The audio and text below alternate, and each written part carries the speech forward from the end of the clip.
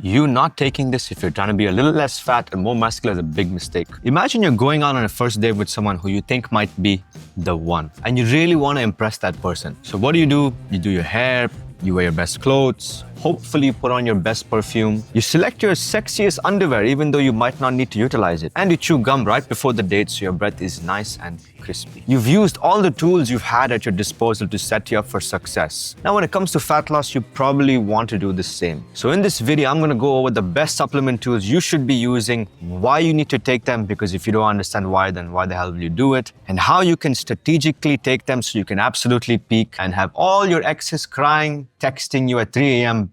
begging you to take them back at your mercy. But Calvin, you don't need to take supplements. But do you need your television? Do you need your bed? Sleep on the floor. Do you need your car? Just run everywhere. Yes, you can get great results without supplements, but the process is not always as easy. It's fucking tough, man. Have you ever fought against ice cream? It's not fucking easy. We have so much shit going on in our lives. We want to make this as easy as possible. At the same time, we want to optimize the process. And if you're watching this video, you probably are a high-achieving person trying to optimize themselves. You're going to spend your precious time and energy working out instead of relaxing, doing gym laundry, trying to eat healthy. And if you do all that, then you best believe we're going to do every single thing we can to optimize you and get results. We're going to go balls deep. Now picture this, you had a long ass day working, you can finally relax, breathe, you didn't have the time to eat, you're super hungry and you end up having a big ass dinner. But a little while later, you start to hear voices in your head. Let's get cake, man. Hey, ice cream. Come on, Baskin Robbins. Okay, just a chocolate. Maybe a chocolate. And then you give in and end up exceeding your calories for the day. Here's how the first supplement, whey protein, can save your ass. Whey protein is highly satiating, which means it makes you feel full, helping you control hunger and reduce the overall calories you intake. So if you're always losing a battle to hunger, use a protein shake as a sword to combat this. If you don't like eating breakfast, you don't have time to cook in between, you're struggling to hit your protein intake, you're struggling to be in a calorie deficit, simple protein shake can solve all these problems. Let's say one fine night you're craving cheesecake, but if you eat it, you'll exceed all your calories, and if you don't, you'll be depressed. Checkmate, right? Wrong. Step 1.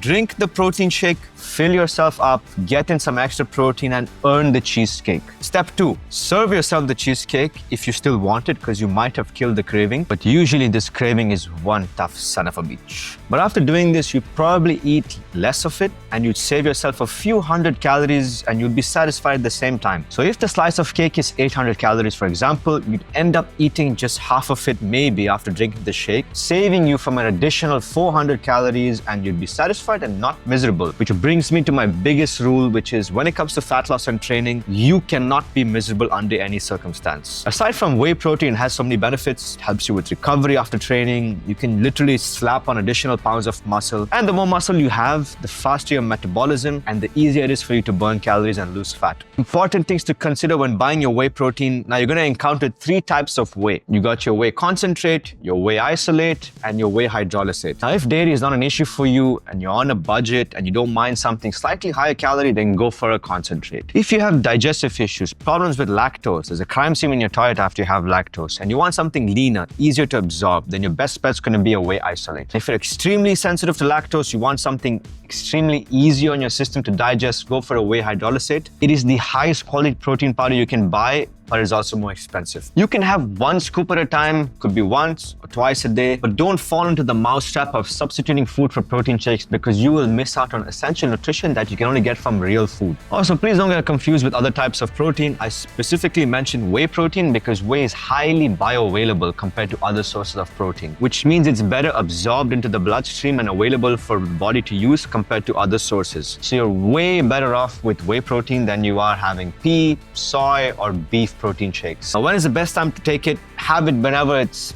easiest and most convenient for you. If you drink your shake right after your workout, you're not going to get any extra benefits. It's a myth that's been busted repeatedly. However, if you do that, it's a good habit because it guarantees you get that extra 30 grams of protein after every workout.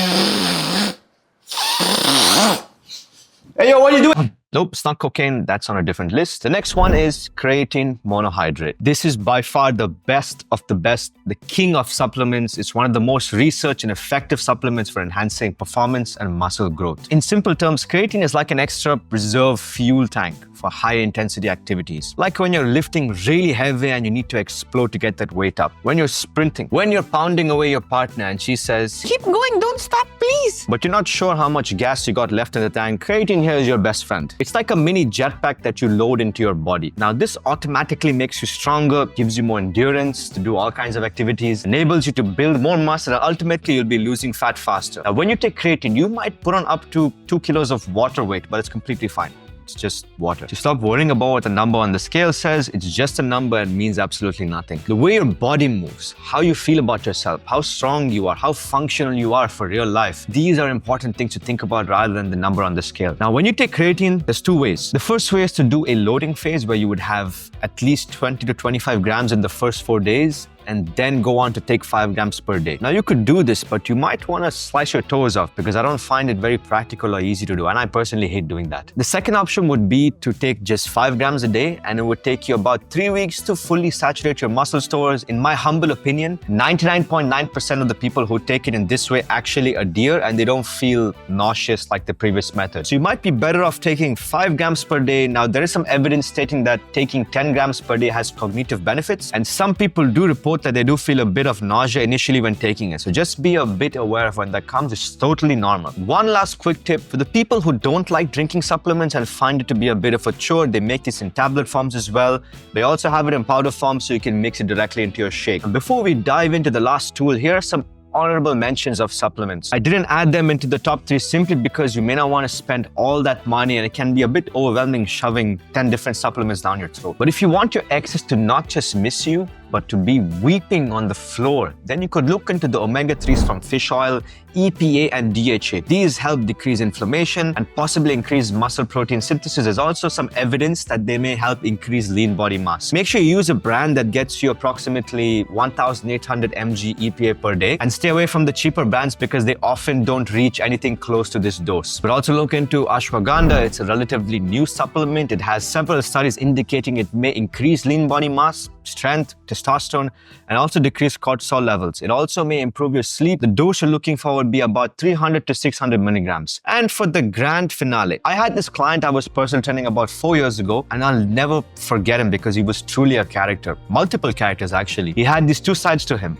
One of them was a fun, energetic, full of life side of him, and the other was a quite shy, timid side of him. Before every session, I'd be wondering which version of this guy am I getting. On the days I got the fun, crazy side, man, this guy would freaking perform like a machine, man, like a machine. And I'm there thinking, what do I have to do to give this guy to slow him down? He was like a psychopath. He gave me anxiety. And I wanted this version of him every session because that guy shows up and he's ready for business. On the other days he'd be performing fairly okay, not bad, moderate. I thought he was bipolar. 2 months coaching him, I learned that he never drinks coffee and just drinks protein shakes. And he would sometimes drink a shake right before the workout. So I came to find out the protein brand he was drinking had 200 milligrams of caffeine in it. And turns out he was not bipolar, he was just accidentally super caffeinating himself. Which brings me to the last supplement, caffeine or a pre-workout. If you can unlock this extra energized, stronger, faster, more focused, better performing alter ego of yourself, why would you not want to bring that animal out? By taking pre-workouts, you're going to see yourself doing more reps, lifting heavier, having more energy even after the workout.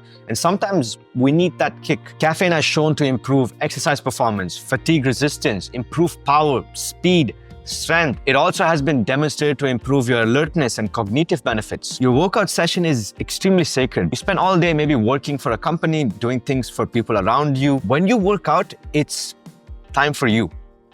It's your time. Don't go in there dead. It's the most important meeting you have. Think of it as meeting Jesus. Prioritize it and don't go in there dead. Go in there fully loaded, locked in, ready for war. Now here's what you look for in a pre-workout. Caffeine. You should be having something around 1 to 6 milligrams of caffeine per kg of body weight. So if you weigh 70 kgs, you could be having anywhere from 70 milligrams to 420 milligrams. Most pre-workouts have about 200 milligrams, which should get the job done. You also need to take into account your tolerance towards caffeine. If you're someone who has high blood pressure, anxiety, be careful with how you take it. I also want you to look for beta-alanine in your pre-workouts, about 3,200 milligrams, because this has shown to improve your exercise performance as well, and it's super important for you to take. We also want to look for citrulline malate. It's a supplement that has been demonstrated to improve exercise performance, possibly increase muscle protein synthesis. So a pre-workout that has caffeine, beta-alanine, citrulline malate would be a complete whole one in my opinion. I particularly like this brand, who I'm not sponsored by the way. I don't do sponsors, I never will.